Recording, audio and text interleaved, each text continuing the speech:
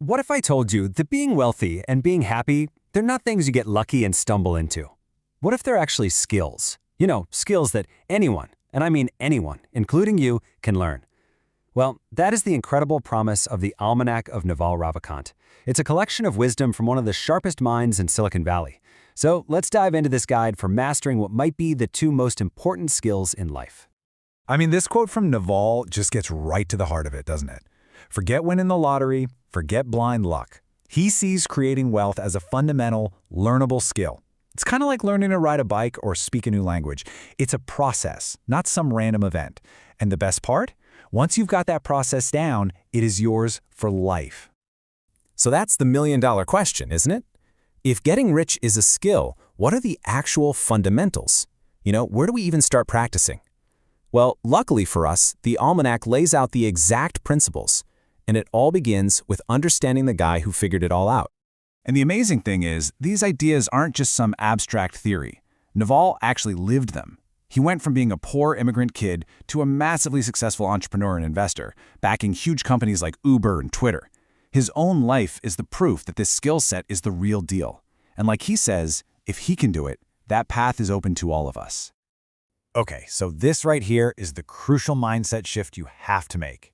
Stop looking at wealth and happiness as these random things that might happen to you. Start seeing them for what they are, skills. Because the second you see them as skills, you realize you can study them, you can understand them, and you can eventually master them. That is the core revelation of this entire book. All right, let's tackle wealth first. Naval's whole philosophy here is captured perfectly in that subtitle, How to Get Rich Without Getting Lucky. It's all about building a system so that you don't have to just sit around and hope for a lucky break. First things first, we got to define what we're talking about. Naval is super clear on this. Wealth is not the same as money, and it's not a high salary. Think about it. A highly paid doctor who stops earning the moment they stop working isn't truly wealthy. Wealth is about owning assets. Things like a business, a rental property, a piece of software, even a popular brand that make money for you, even when you're sleeping. The ultimate goal isn't a fancy car, it's freedom. So how do you even begin to build these assets? Well, it all starts with what Naval calls specific knowledge. Now, this isn't something you can learn in a classroom. It's your own unique, one-of-a-kind combination of skills and genuine passions. Maybe you're obsessed with ancient history, but you also know how to code. It's that thing you do almost effortlessly, that feels like play to you, but looks like hard work to everyone else. That is your foundation. But having that specific knowledge on its own isn't quite enough. You need something to multiply your efforts. You need leverage. Archimedes figured this out thousands of years ago. And believe me, it's more true today than it ever has been. In our world today, Naval points to three main types of leverage. You've got labor, that's the oldest form, just having people work for you. Then there's capital, using money to make more money. That's super powerful, but you usually need someone's permission to get it. But the real game changer, the true revolution, is in that third category, code and media.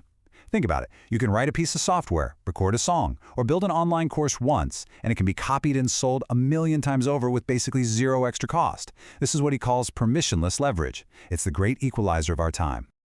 And this right here just brilliantly sums up the new economic divide. The real separation today isn't so much between the rich and the poor anymore. It's between those who understand and use leverage and those who don't.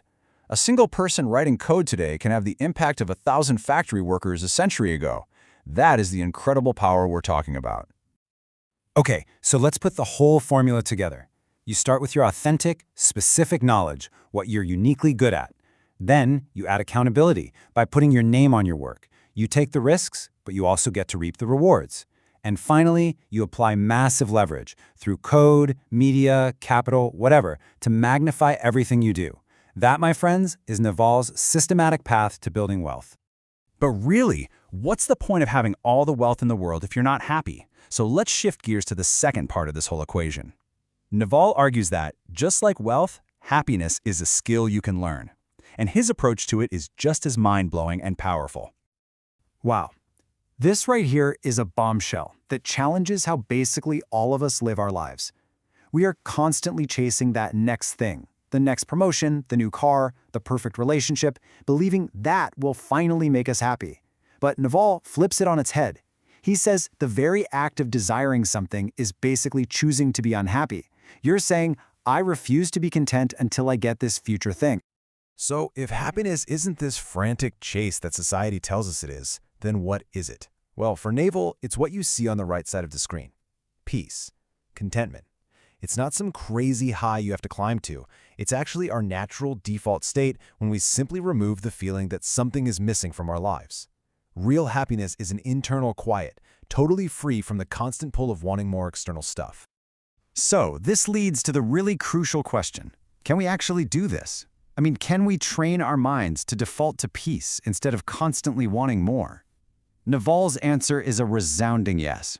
He says you can absolutely, methodically improve your baseline level of happiness, just like you can improve your fitness at the gym. And he gives us a set of practical habits to actually do it. These are his personal go-tos for training the mind. Things like detaching from your ego, quieting that nonstop chatter in your head through meditation, gaining perspective by reading philosophy, and making a conscious choice to surround yourself with happy, positive people. Each one is a small, consistent step that helps build a solid foundation of peace. And now we get to the final and honestly the most important part. How do these two things, building wealth and learning happiness, which seem totally separate, how do they actually connect? This is where the whole philosophy just beautifully comes together. Here it is. The purpose of building all that wealth isn't just to buy more stuff. The true purpose of wealth is to buy your freedom.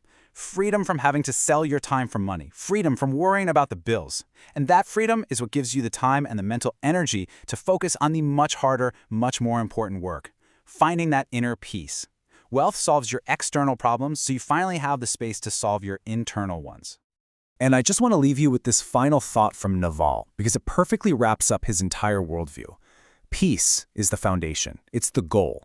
Once you have that inner peace, anything you do, whether it's building a company or just enjoying a walk outside, becomes a happy activity.